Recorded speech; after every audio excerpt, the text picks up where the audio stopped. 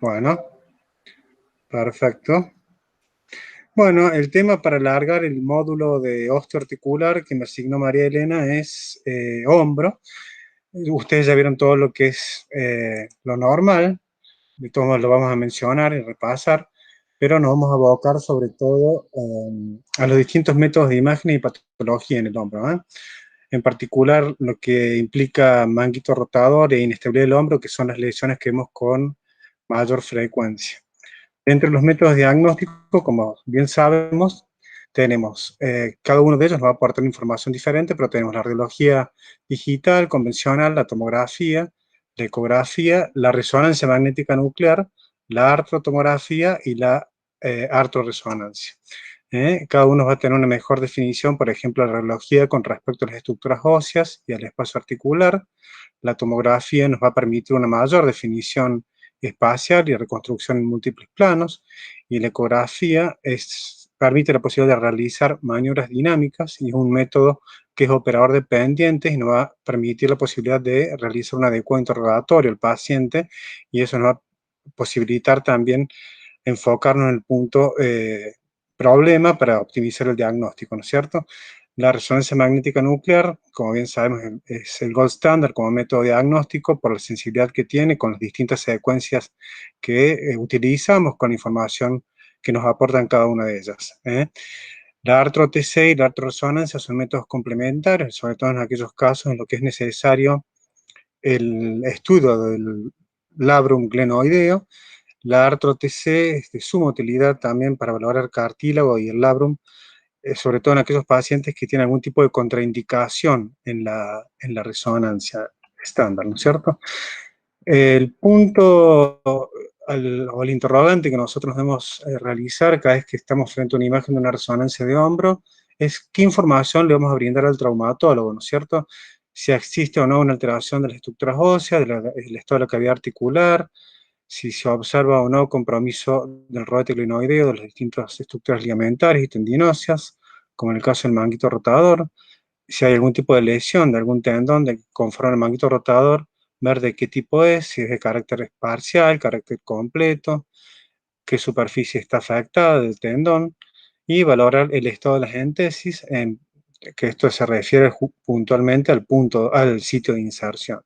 La presencia o no de líquido intraarticular y el estado de las estructuras vecinas a la articulación, para ver qué relación hay, como así también, por ejemplo, con el eje vasculonervioso. Si hay o no compromiso de tejidos blandos adyacentes, y en particular en el caso del hombro, de algún tipo de lesión que presente extensión hacia la región axilar. Como bien decíamos recién, a modo de adelanto, la radiología permite una visualización global, define de manera perfecta el estado de la superficie ósea, de la cavidad articular, el espacio articular, si está o no respetado a nivel glenohumeral, a nivel subacromial. Por lo general, como ustedes ya han visto en más de una oportunidad, se pide el par radiológico en frente y en perfil para ver el estado del hueso, del cartílago y de los tejidos blandos. El espacio subacromial como valor de referencia oscila entre los 7 y los 11 milímetros y el glenohumeral entre los 4 y 5 milímetros. Siempre es importante valorar para una valoración de la placa radiográfica que esté en óptimas condiciones el estado del interlíneo o el espacio articular glenohumeral. Como así también el perfil, este perfil del LAMI, que también se le menciona como conducto supraespinoso, que la incidencia y la demostración de la cabeza humeral se insinúe, valga la redundancia, perdón, por debajo de la interlínea articular acromioclavicular. En este caso, un franco pinzamiento del espacio articular. La tomografía, como decíamos, al margen de la gran resolución espacial, también nos va a permitir la valoración ósea, la presencia o no de fragmentos, y en casos de fracturas o luxaciones, la presencia o no de cuerpos osteocondrales, articulares.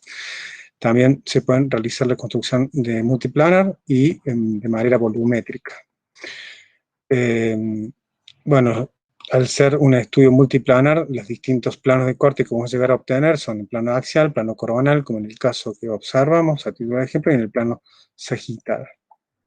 este tipo de reconstrucciones en 3 dimensiones, nos da una resolución espacial que muchas veces es utilizada por el traumatólogo para magnificar la relación de una potencial lesión, sobre todo en lesiones de tipo tumoral, ¿no es cierto? La ARTRO-TC, bueno, la ARTRO-TC es un método, como mencionamos recién, que nos va a permitir una valoración del labrum, igual que la resonancia. Cada uno de ellos nos va a aportar una información diferente. En este caso, nosotros lo usamos bastante poco en nuestro medio, bastante indicada en Francia. Es un método que es bastante más barato que una resonancia magnética y va a dar una adecuada resolución del cartílago y del labrum glenoideo. La limitación principal de la artrotomografía con respecto a la artroresonancia es la valoración de las fibras superficiales. La técnica es simple, se coloca una aguja intraarticular 21G bajo control radioscópico, donde inyectamos un volumen de contraste adecuado a la articulación que puede oscilar entre los 10 y los 15 mililitros. El objetivo es tratar de demostrar la actividad articular con una adecuada distensión de la cápsula articular y ver espontáneamente en la sala de radioscopía cómo es la progresión del material de contraste, si se ve una articulación que es de tipo continente o hay alguna progresión irregular del contraste que evidenciaría algún tipo de lesión, que puede ser ya sea por una lesión articular, por una fractura osteocartilaginosa o un desprendimiento avulsivo de algún ligamento, o una ruptura de un tendón donde hay un pasaje, en particular de supraespinoso, donde hay un pasaje espontáneo hacia la bursa subacromialtoidea. O sea, cuando está roto el tendón, se ve el contraste que dibuja la bursa, que no es el caso, ¿no es cierto? Eso es un caso normal. Miren ustedes aquí en un plano, una vez pasado el paciente en la sala de tomografía, cómo se demuestra el labrum glenoideo y el cartílago articular, está todo bien respetado. Está todo bien respetado. Este sería un caso normal donde no vemos ningún tipo de progresión anómala. Por lo general, hay distintas morfologías de la cápsula articular, que eso también es un dato importante a mencionar en el informe, que son de 3 tipos, la tipo 1, la tipo 2, como sería el caso, y la tipo 3, ya que es una cápsula un poquito más alargada.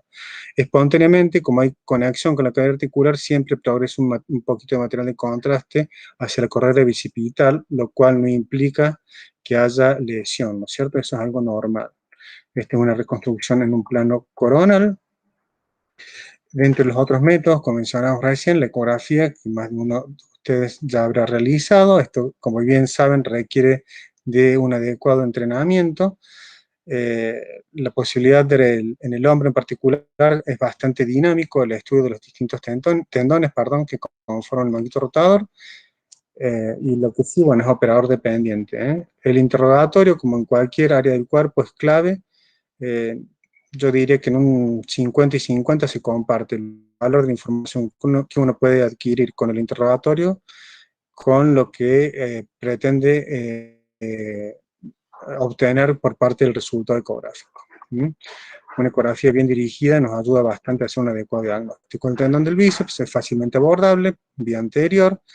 Tenemos 2 ejes, este es un caso de un eje corto, y en el eje largo, que lo que pretendemos demostrar allí es ver cómo está ese tendón del bíceps, si hay o no continuidad de fibra, si tiene o no líquido periférico, que podría hacer pensar en alguna tenosinovitis. También es importante con respecto, antes de pasar y mencionar el tendón del subescapular, que el tendón esté alineado en la correa bicipital y no esté luxado. Cuando está luxado, normalmente se atribuye a la ruptura de este otro tendón, que es el del subescapular, que se inserta en el troquín, que está por delante.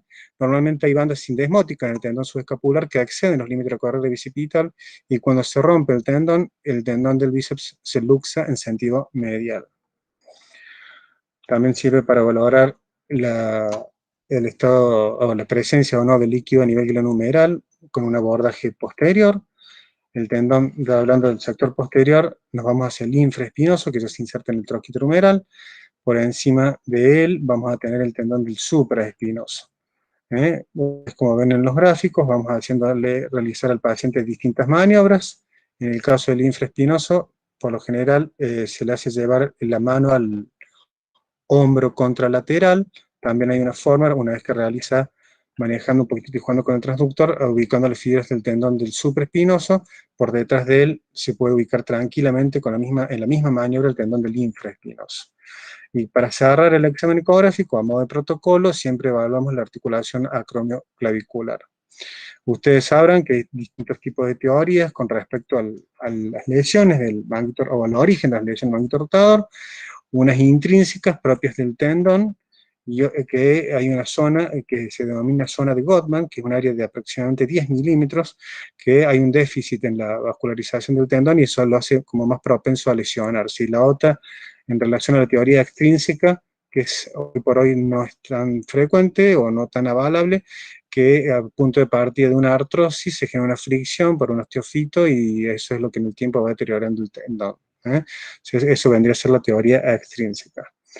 Bueno, de la resonancia adelantamos algo en cuanto a la característica del detalle anatómico. Tenemos secuencias morfológicas como este plano axial en una secuencia T1. Como ustedes saben, ya los tendones y los ligamentos lo vemos negros en todas las secuencias, ¿no es cierto?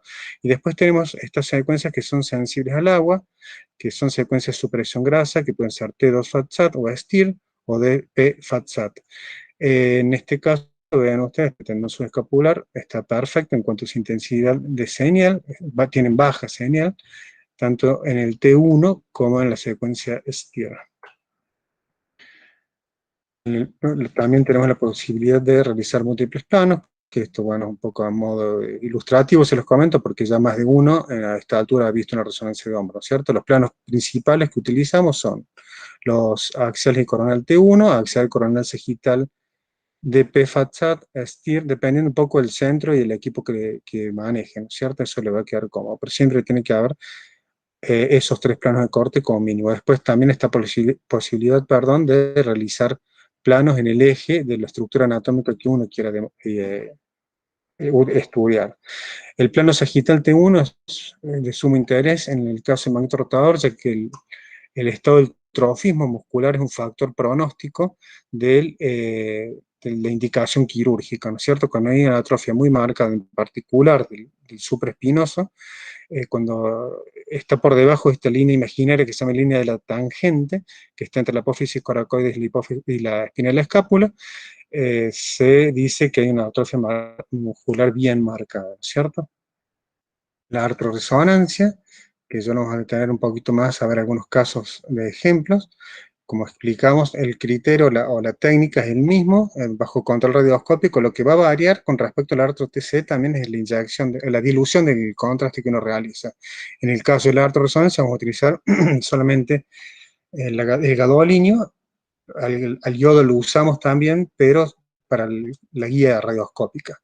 Y en la artro-TC va a predominar la inyección de yodo, ¿no es cierto? También se le suma una ampollita de lidocaína para que al paciente se le haga más ameno el momento de la inyección, sobre todo, que es bastante incómodo. En cuanto a la posición del paciente, eso también va a depender de cada uno. La mejor técnica es la que a uno le quede más cómodo. Yo, por lo general, le hago adoptar, perdón, al paciente una posición oblicua. Cuando inyecto, por ejemplo, el hombro al lado derecho, le hago girar el hombro izquierdo y la cadera al lado izquierdo, de tal forma que yo con una rotación externa del brazo pueda mostrar bien el espacio articular. De esa forma, bajo control radioscópico, como veíamos hace un ratito en el gráfico, vamos con la agujita guiándola y el reparo que tenemos es óseo. De esa manera, uno cuando toca el hueso va a sentir que está en condiciones de hacer progresar el contraste y lo va supervisando bajo control radioscópico. Si uno tiene demasiada resistencia, hay dos instancias que son posibles. Una que esté bastante apoyado sobre el hueso y la otra que esté sobre el tendón subescapular. Entonces, por eso siempre hay que ir jugando con movimientos muy finos para ver cómo progresa el contraste, ¿no es cierto? Acá estamos en la sala de radioscopia con el material. Y bueno, el principal objetivo, como mencionamos, es la distensión capsular. Espontáneamente, en la sala de radioscopia podemos ver si hay o no progresión extraarticular de material de contraste, pasaje de articulaciones vecinas y rellenos de áreas de solución de continuidad, como podría ser una lesión de SLAP, por ejemplo. El kit es bastante simple, lo que utilizamos o que todos tenemos o disponemos. una jeringa de 20 mililitros y luego vamos haciendo la dilución con el gadolino o el yodo, como mencionábamos recién. Luego le ponemos lidocaína, solución fisiológica, hasta hacer una dilución de 1 en 20 en el caso de la artorresonancia. El yodo, perdón, para el artro-TC, yo directamente por allí preparo una jeringa más chica, directamente con un volumen de aproximadamente 10 mililitros, porque no me va a hacer falta otra cosa. Le insisto en la mención del ARTO-TC al margen de la información que nos brinda, ya que no todos estamos en condiciones por allí de trabajar en un centro en el que haya resonancia magnética. Entonces, para que sepan que existe este otro método que es bastante sensible. Y si queda alguna duda con respecto a la superficie bursal del tendón, lo que pueden hacer es un examen complementario de ecografía, ¿cierto? Los distintos planos de cortes, acá llamamos un poquito la patología. Esto es una lesión profunda del supraespinoso, vemos como hay una progresión anómala del material del contraste. La parte posterior del tendón se ve como esto no debería estar y progresa el material de contraste. O sea, todos los lugares donde vemos que hay una progresión, anómala del material de contraste, donde vamos a evidenciar una lesión. Acá hay labrum glenoideo, cartílago, todo eso está respetado. Plano axial, plano coronal, siempre para confirmar una descarta de una lesión, nos valemos de al menos 2 planos de corte. Esta es una ruptura de espesor completo, recién les mostraba la resonancia, la ARTRO-TC, perdón, normal. Miren el caso que se inyectó contraste en la cavidad articular y tuvo una progresión hacia la bursa subacromialtoidea, lo cual evidenció esta lesión que es del supraespinoso, en la parte distal y anterior. Plano coronal, plano axial. Acá es una lesión de una magnitud mucho más importante, donde vemos un grado de retracción bien significativo. El cabo libre del tendón está a la altura de la interlínea articular glenohumeral. Hay un franco pinzamiento del espacio subacromial. Plano coronal, plano sagital, hay una lesión asociada acá del tendón del infraespinoso. Siempre es importante ver o mencionar en el informe el grado de retracción, ya que junto con el estado de la masa muscular es un factor pronóstico para la decisión quirúrgica, ¿no es cierto? ¿Vamos bien hasta acá? ¿Me escucha alguien o no? Sí, Sí, sí. Doc. Ah, creo que había quedado hablando solo. Mm. Hay dos por lo menos que están ahí. ¿Alguien Sí, más está presente? claro. Bueno, seguimos mencionando acá. Otro ejemplo de artro-TC, donde hay una lesión ya masiva también del supraespinoso. Bueno, esto ya es para pasar a otro ámbito. Dentro de la artroresonancia y del artro-TC también existen este tipo de variantes. Puse el ejemplo de la reso porque no lo encontré en una artrotomografía, pero estas son expansiones aponeuróticas del tendón del supraespinoso. Miren ustedes cómo se dirige hacia la correa bicipital. Uno podría pensar, acá tenemos el tendón del bíceps, la expansión aponeurótica, este es un bíceps bífido que está lesionado, pero no es el caso, es un bíceps, perdón, que tiene una variante de lo normal. ¿eh? Hay que tener cuidado con esas cosas también, por eso hay que hacer un seguimiento, insisto, en los 2 planos de corte, o en el 3 planos de corte. ¿Mm? Es la variante de lo normal. La teoría ya la mencionamos hace un ratito, no vamos a profundizar sobre lo mismo, intrínseca, extrínseca. La extrínseca por estos osteofitos, como mencionamos recién, a nivel subacromial, que van generando un deterioro progresivo del tendón, en particular a nivel de la transición miotendinosa con extensión distal. Entre las otras variantes anatómicas a nivel óseo tenemos este os acromial accesorio, que hace propensa una lesión también del manguito rotador, en particular del supraespinoso. Es un hueso accesorio que en el tiempo va generando algún conflicto. Se puede interpretar como una lesión extrínseca.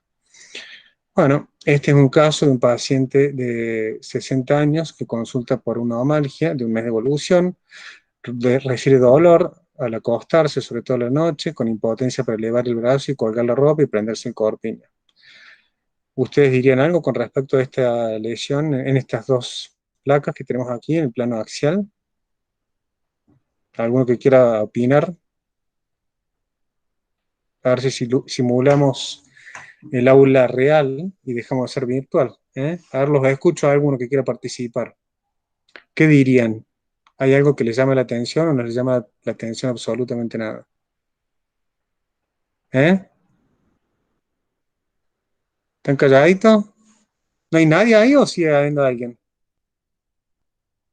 Hola, están todos en silencio, parece. Como un líquido peritendíneo, puede ser.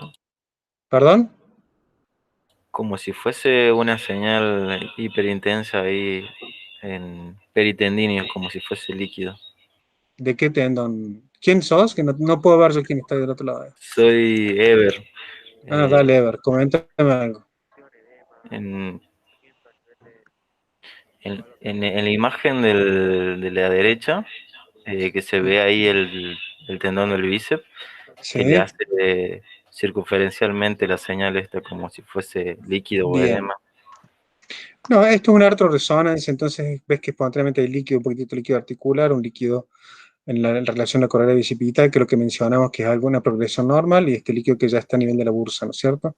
Pero este tendón, ¿no te llama la atención la señal? A ver, Sí, los chicos que están ahí de Bulton, Rojas, Torino, que los leí, ¿están ahí Sí, presentes o no? está heterogénea lo que es la señal del tendón, tiene que ser del subescapular ese, y el tendón del bíceps me parece que no está en la corredera.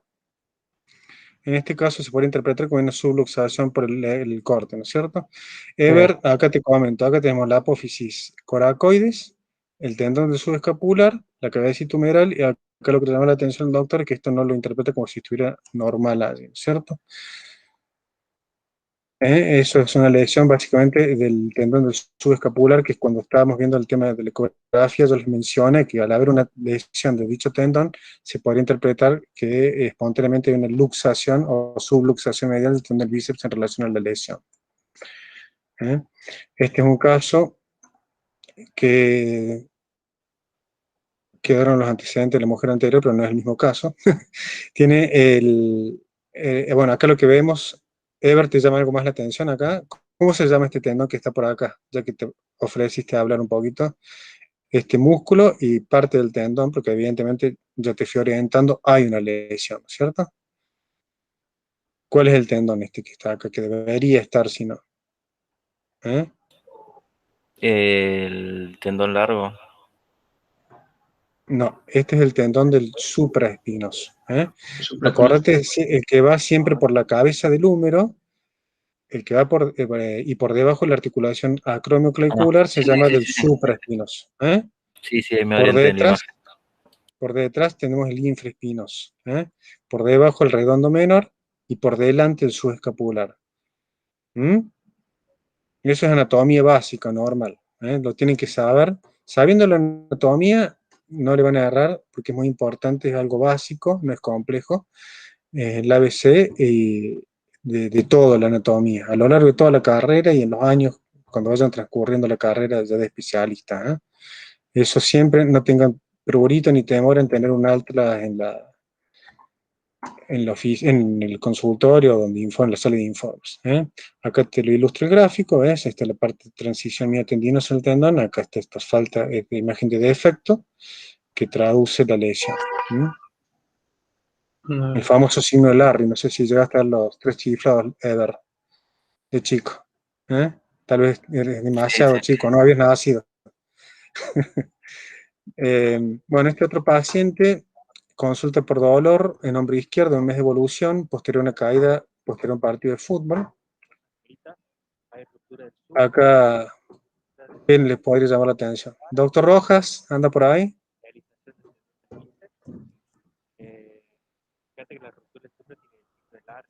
Está haciendo pediatría el doctor Rojas, me Se parece. escucha muy, muy bajito. No sé si alguien está hablando, pero tendría que poner más alto el micrófono. Yo, ahí me escuchas bien, ahí grito un poco más si me No, no, escucho no, otra vez. no, vos Federico no, pero hay alguien más hablando que Ah, se escucha muy bajito. bien, bien. A ver. Bueno, este es un paciente con una microinestabilidad del hombro que tiene esta solución de continuidad y una progresión de material de contraste hacia la transición del tendón. Acá no está bien clara ni linda la imagen, pero terminó siendo una lesión de SLAP tipo 4, que es una lesión que afecta la inserción labral anterosuperior del bíceps con ya una extensión intratendinosa hacia el segmento intraarticular del tendón, sobre todo, incluso en algunos casos, como se da acá, llega a la porción de la extraarticular de la correa bicipital. Hay distintas formas de clasificarlo. No quiero profundizar en esto porque ya es más ámbito de la especialidad, pero para que sepan y profundicen después tranquilamente ustedes que existen 4 casos con distinto grado de complejidad. Obviamente que el tipo 1 va a ser el caso que menor lesión se va a evidenciar. El tipo 2 es una lesión más bien de tipo degenerativo. El tipo 3 es una lesión que nosotros decimos en asa de Walde, que es cuando se desprende el labrum anterior superior y migra en sentido medial y da un aspecto de asa de Walde, como en el menisco en la rodilla, a título de ejemplo. Y el tipo 4 es un poco lo que ya les acabo de mencionar, cuando ya hay un desprendimiento del tendón con una extensión hacia la porción intraarticular del mismo. Acá este título de ejemplo, pero bueno, viendo que por allí están sin demasiado conocimiento de la anatomía del manguito rotador, no me quiero imaginar con respecto a este tipo de lesiones que son en la práctica diaria de ustedes seguros menos frecuentes. La resonancia estándar subestima bastante este tipo de lesión de SLAP. La artroresonancia es gold standard. La artro-TC también, el aporte es fantástico para evaluar el labrum glenoideo. En este caso, continuidad que se da a ocasión del contraste, tenemos este defecto condral. Eso ya es una lesión que ya la vamos a mencionar.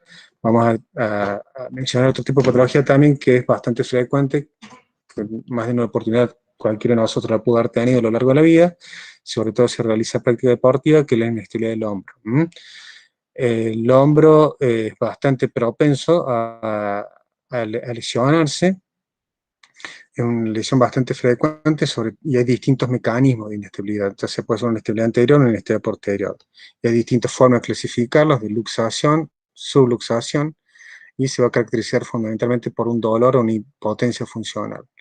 Lo que tenemos que estudiar de manera detenida, sobre todo el estado cápsulo-labral, y realizar exámenes dinámicos para evaluar clínicamente cómo puede estar el manguito rotador, sospechar de una lesión muscular o de origen, ya que excede los límites de la cavidad articular del hombro a nivel escapulotorácico y el estado del bíceps braquial. Con respecto a las lesiones de inestabilidad, que les mencionamos lesiones de tipo Bankart, también hay una multiplicidad de clasificaciones dependiendo de lo que pueda estar afectado. El Bankart, por ejemplo, es una lesión que va a afectar solamente el cartílago, es la más simple o la más frecuente. Después hay que ir viendo con detención la tipo Pertes, por ejemplo, que puede estar en relación a un desprendimiento perióstico del sector escapular anterior. La tipo ALPSA, también asociada a un despegamiento cápsulo perióstico. La tipo AGL, que es una avulsión del humeral del ligamento glenohumeral inferior. La tipo BAGL, ves como hay distintas clasificaciones, cada una es una sigla, es la avulsión humeral del ligamento glenohumeral inferior. Y bueno, así cada una de ellas. La SLAP, la POPS, la SLAC, la GLAD, que esta es una lesión que hoy justo vimos un caso en el que hay un defecto del cartílago. Son estructuras, o sea, hay que ver por un lado el labrum glenoideo y el estado del cartílago articular. Esto no hay que subestimar porque es presente. La más frecuente es este desprendimiento, este cambio en la morfología del labrum glenoideo, que lo que pasa, como ilustra el gráfico, se desprende y migra. O no, o queda ahí como como una solución de continuidad incompleta, pero acá se ve un gran deterioro en cuanto a la morfología y una progresión del material de contraste hacia el receso subescapular, lo cual evidencia un desprendimiento. Esto es la lesión de Agri que recién mencionamos, que es este defecto condral. Se ve esta solución de continuidad con progresión de material de contraste en relación al sector anteroinferior. Como acá dice, defecto condral, labrum glenoideo, despegado y el ligamento glenohumeral que tiene un aspecto más bien hipertrófico. La fractura de Bankart es cuando hay un compromiso óseo, es lo que denominamos Bankart osteocartilaginoso, lo tenemos que clasificar. Con respecto a la ubicación de las lesiones, eso me olvidé de mencionar, pero siempre es importante, hay un uso horario que se traza, donde hora 6 es la parte más inferior del cuello de la escápula, hora 12 la parte más superior, hora 6 la parte más anterior y hora 9 la parte más posterior. Entonces, en función a ese uso horario que uno traza, se clasifica la extensión de la lesión. El AXA, donde está la evolución del del periósteo. Todo esto se ve bien en la artroresonancia, bien distendida la cavidad articular y este despegamiento que está bien evidenciado. Tipo PERTES, que es la otra variante, es reducción de la cortical, la GLAD. Bueno, como verán, es bastante amplio el espectro de lesiones que podemos encontrar y clasificar. Esta es una ruptura del ligamento glenohumeral inferior, que la particularidad que tiene, o lo que lo caracteriza, es la progresión extraarticular paralela a la metáfisis humeral del material de contraste que uno inyecta. O sea, es como que no hay límite. Cuando uno está inyectando en la sala de radioscopía, se lo ve todo esto, matete, vale o sea, a modo de expresión, que se ve como se distiende bastante la cápsula articular, pero es como que no tiene límite la progresión del contraste. Entonces uno inyecta, pero al no haber no está continente la articulación, porque está cortado el ligamento glenohumeral inferior con la cápsula articular, ¿no es cierto?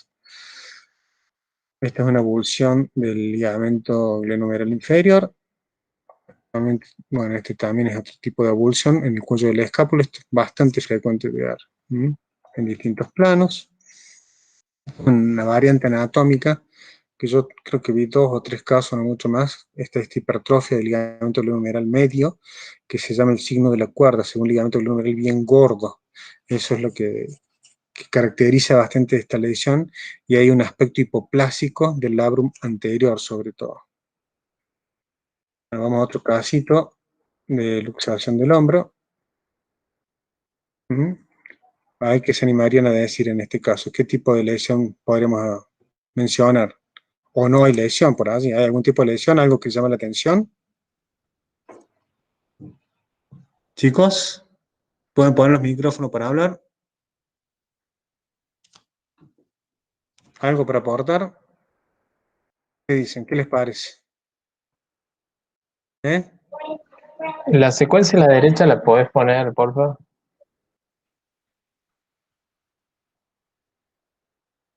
¿Qué plano de corte y qué secuencia es, ya que estamos? ¿Qué secuencia es esta?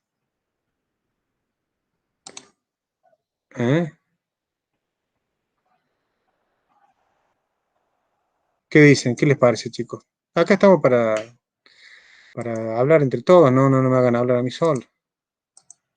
Yo les fui adelantando la lesión y todo. Bien. Ponemos los dos. Tac. Mejor ¿Qué les parece?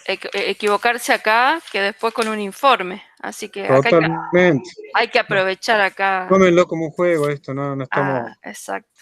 examinando a nadie. Acá estamos para foguearnos y sacarnos las dudas. Así es. Esa que está ahí a la izquierda, un STIR, y el otro el T1, si no me equivoco. Bien. Perfecto. Bueno, ya vamos a diferenciar la secuencia. Esta es una secuencia, como vemos bien, sensible al agua, ¿no? Y brilla. Y si vamos un poquitito más lejos en la patología, la vamos a ir marcando. Ahí tiene un Barca y un un Bankart con un Hillsage, que hay una impactación posterior.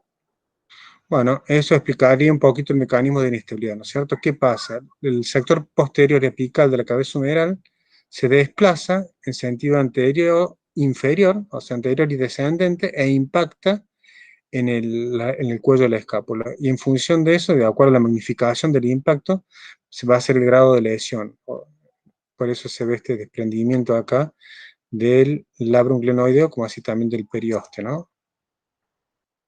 En lo que podemos interpretar como una lesión tipo PERTES.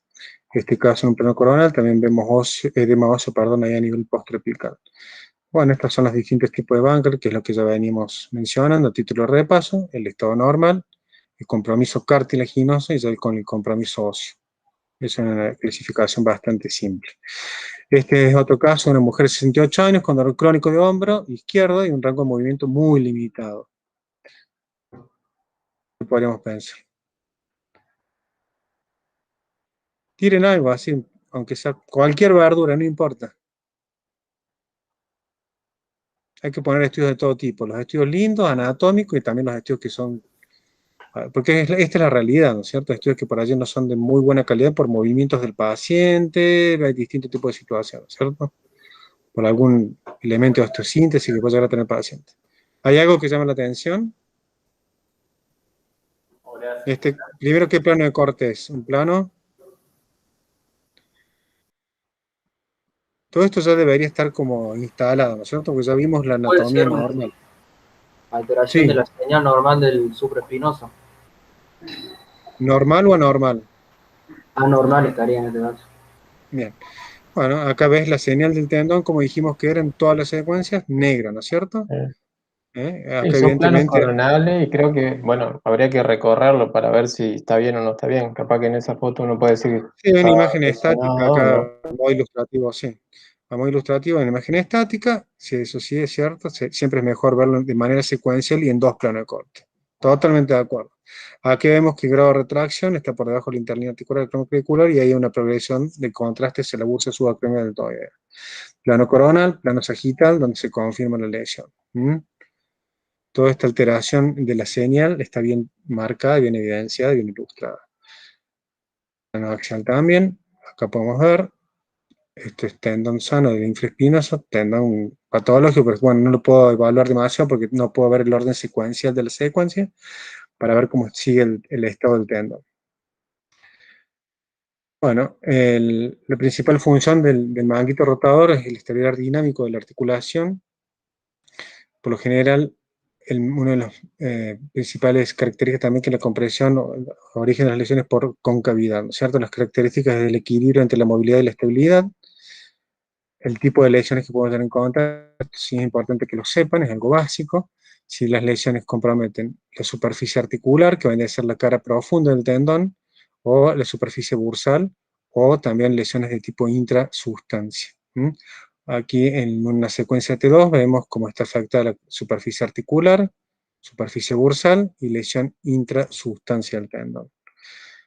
La ruptura completa, como mencionamos, el grado de retracción es sumamente importante caracterizarlo, ya sea midiendo en distintos planos, ya sea en un plano coronal, como en este caso, en un plano sagital. Esos son todos factores pronósticos para el traumatólogo. Acá repasamos el caso que pusimos recién, el grado de retracción con el pinzamiento del espacio subacromial, el mismo caso el signo de Larry, y el estado de la atrofia muscular, que ya también lo mencionamos, en distintos tipos. Esto es lo normal, ven cómo es este signo de la tangente, de acuerdo a la clasificación de Warner, excede los límites de esta línea imaginaria, en este caso leve, porque está ahí en relación, esto ya está por debajo, y acá ya cuando es algo que es moderado, y después es algo bien severo, ¿no es cierto? En este caso es una mujer de 50 años que consulta por $1 de un mes de evolución con impotencia funcional, que bueno, acá vemos un poquito lo que nos llama la atención. Se los pongo acá porque la otra imagen está bastante movida, pero es bastante frecuente también de encontrar, o relativamente frecuente, y tienen que saber, porque yo estuve como muy insistente, los voy a ir orientando con esto, con respecto al comportamiento de señal de los tendones y de los ligamentos. Entonces hay que saber cómo se comporta la grasa, cómo se comporta el agua, cómo se comporta el calcio, la sangre, todo eso es semiología básica radiológica que lo tienen al margen de la estructura anatómica que vayan a estudiar, tienen que saber lo diferencial, ya sea un hígado, ya sea un hombro, o sea una rodilla, lo que sea. Se va a comportar igual. En este caso, ¿se atreverían a decir algo que los haga pensar yendo un poquito más lejos? ¿Qué podremos pensar? Tenemos secuencia T1, plano coronal, una secuencia STIR, plano coronal. Esto me impresiona que es un DP, y acá también. ¿Qué les llama la atención ahí, chicos?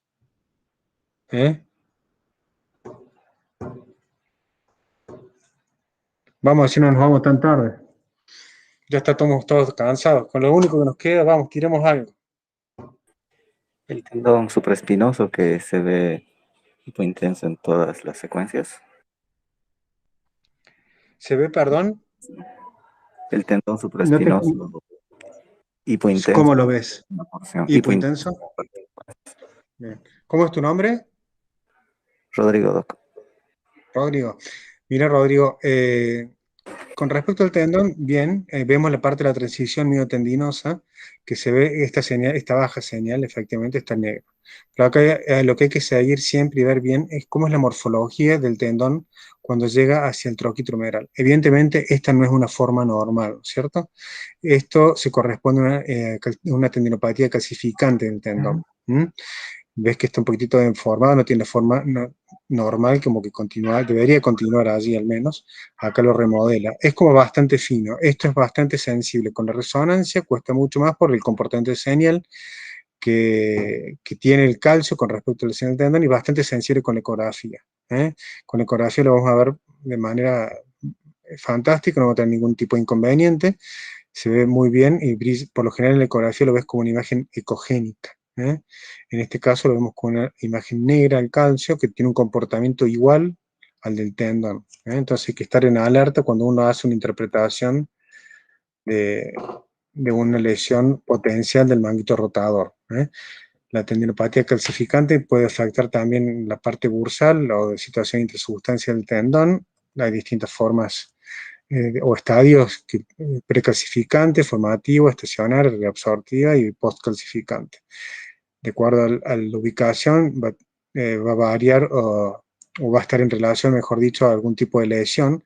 Por lo general, cuando tiene esta situación intrasustancia, se le atribuye una lesión, ya un compromiso parcial intrasustancia de fibras. Acá se ve asociado este importante edema en relación a este ganglión intraóseo también que tiene el paciente.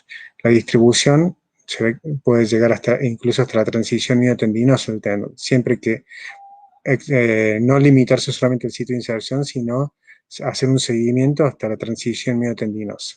Siempre por lo general hay un aspecto inflamatorio adyacente a la fibra muscular porque eso traduce que hay un conflicto, ¿no es cierto? A modo de conclusión, bueno, los métodos por imágenes poseen un rol fundamental en el estudio de los pacientes que padecen algún tipo de patología en el hombro. Es importante para ustedes, que ya son radiólogos en formación, conocer qué información es relevante comunicar para aprovechar al máximo cada método. No solamente para aprovechar cada método, sino saber qué le vamos a indicar o sugerir al derivante, ¿no es cierto? Para tener un adecuado diagnóstico más preciso y poder el derivante realizar un tratamiento oportuno. Así que, bueno, eso nomás. Muchas gracias por la invitación, María Elena.